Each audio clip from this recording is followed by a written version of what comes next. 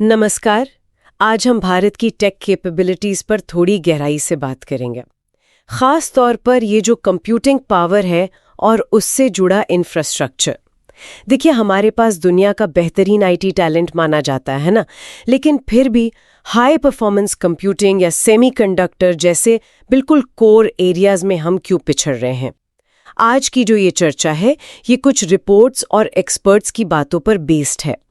मकसद सीधा सा है, इन सोर्सेस से मेन पॉइंट्स निकालकर ये समझना कि भाई इंडिया को एक रियल टेक सुपर पावर बनने में कौन सी चुनौतियां रोक रही हैं और उनका हल क्या हो सकता है। शुरुआत एक थोड़ी चौंकाने वाली बात से करते हैं।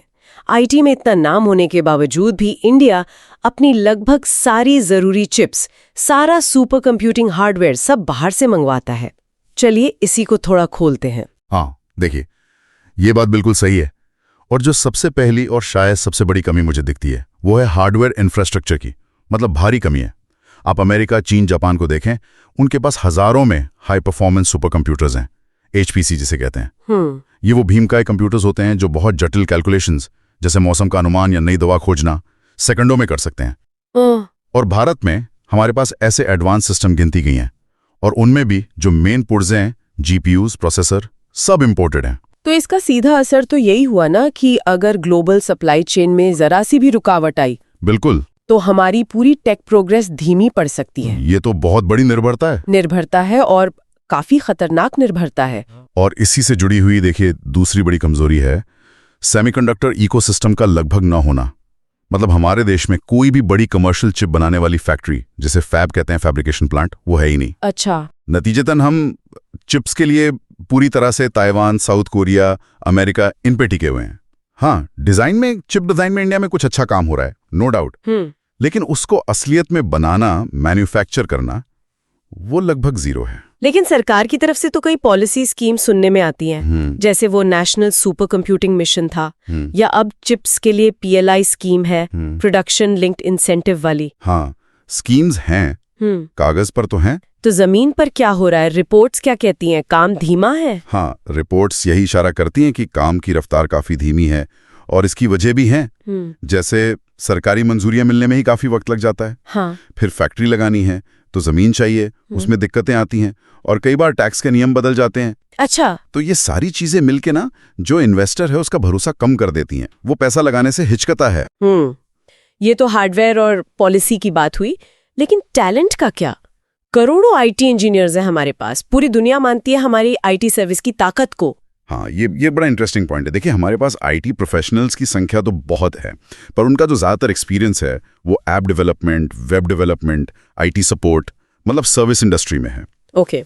लेकिन जब बात आती है डीप टेक की, मतलब वो टेक्नोलॉजी जिसमें बहुत गहरी साइंटिफिक रिसर्च चाहिए, जैसे एडवांस चिप डिज़ाइन हो गया, या क्वांटम कंप्यूटिंग, या HPC, हाँ, तो ऐसे खास स्किल्स वाले एक्सपर्ट्स हमारे पास बहुत कम है। एक तरह का टैलेंट गैप है ये। ज़रूरत कुछ और है, सप्लाई कुछ और। और एक और मुद्दा उठता है बार बार, रिसर्च और डेवलपमेंट, R&D पे खर्च का। ये बात तो वाकई सोचने वाली है कि हम अपनी GDP का सिर्फ कितना, लगभग 0.7% ही खर्च करते हैं R&D पे। जी बिल्कुल, लगभग 0.7%। और जब आप इसकी तुलना करते हैं दूसरे देशों से, तो ये गैप बहुत बड़ा दिखता है। हाँ, कितना करते हैं वो लोग? चीन करीब 2.5% करता है अपनी GDP का, अमेरिका 3%, साउथ कोरिया तो 4% से भी ज्यादा। बाप रे। तो ये दिखाता है कि हम सर्विस देने में तो ठीक हैं, पर नई टेक्नोलॉजी बनाने की रेस में हम काफी पीछे से शुरू कर रहे हैं। और इन सब के अलावा क्या कुछ बेसिक इंफ्रास्ट्रक्चर की दिक्कतें भी हैं, जैसे बिजली, कनेक्टिविटी? क्योंकि सुपर कंप्यूटर जैसी चीजें तो बहुत सेंसिटिव होती होंगी। हाँ बिल्कुल हैं। इन एडवांस सिस्टम्स को चलाने के लिए आपको 24 घंटे 7 दिन बिल्कुल स्टेबल बिजली चाहिए, रुके बिना। फिर इनको ठंडा रखने के लिए बहुत एडवांस कूलिंग सिस्टम चाहिए, और तेज रफ्तार वाली फाइबर कनेक्टिविटी। और ये जो बेसिक जरूरतें हैं, ये भारत के कई हिस्सों में अभी भी पूरी तरह भरोसेमंद नहीं है। ये भी एक बड़ी रुकावट है। तो ये सब चुनौतियां सुनने के बाद सवाल तो यही है कि रास्ता क्या है? क्या सोर्सेज कुछ समाधान भी बताते हैं? हाँ बिल्कुल, सोर्सेज में कुछ ठोस कदमों की बात है। जैसे सबसे पहला तो ये कि हमें अपने देश में ही सेमीकंडक्टर फैब्स लगाने होंगे, और जरूरी हार्डवेयर जैसे GPUs यहीं बनाने पर जोर देना होगा। GDP का कम से कम 2% या उससे भी ज्यादा, ये बहुत जरूरी है। इसके अलावा इंडस्ट्री और हमारे जो टॉप अकादमिक इंस्टीट्यूट्स हैं, IITs, ISC, उनके बीच पार्टनरशिप मजबूत करनी होगी डीप टेक प्रोजेक्ट्स के लिए। जैसे कोई नेशनल हब वगैरह बनाकर? हाँ, शायद नेशनल लेवल पर HPC या क्वांटम कंप्यूटिंग के हब बनाकर, और पॉलिसीज ऐसी हों जो स्टेबल रहें, ट्रांसपेरेंट हों और जिन पर अमल तेजी से हो। ये बहुत जरूरी है। और हाँ, हमें खास तौर पर HPC, क्वांटम, AI इंजीनियरिंग जैसे जो नए फील्ड्स हैं, उनके लिए टैलेंट तैयार करना होगा बड़े स्केल पर। और वो basic infrastructure, data centre, connectivity, उसको भी बढ़ाना होगा।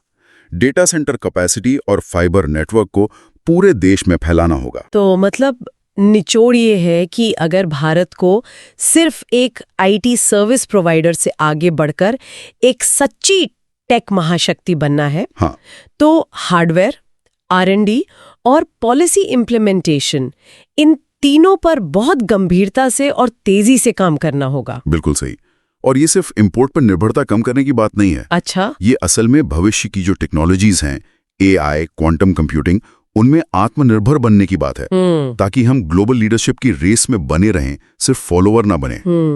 तो यहाँ एक बड़ा सवाल सोचने के लिए रह जाता है, क्या भारत अपनी जो एडमिनिस्ट्रेटिव मशीनरी है, जो काम करने की रफ्तार है, उसे इतना तेज कर पाएगा कि वो इन बड़े टेक एम्बिशंस के साथ कदम मिला सके? हाँ, ये बिल्कुल वाजिब सवाल है, खासकर तब जब दुनिया भर में कंपटीशन इतना ज्यादा और तेज है। ये देखने वाली बात होगी।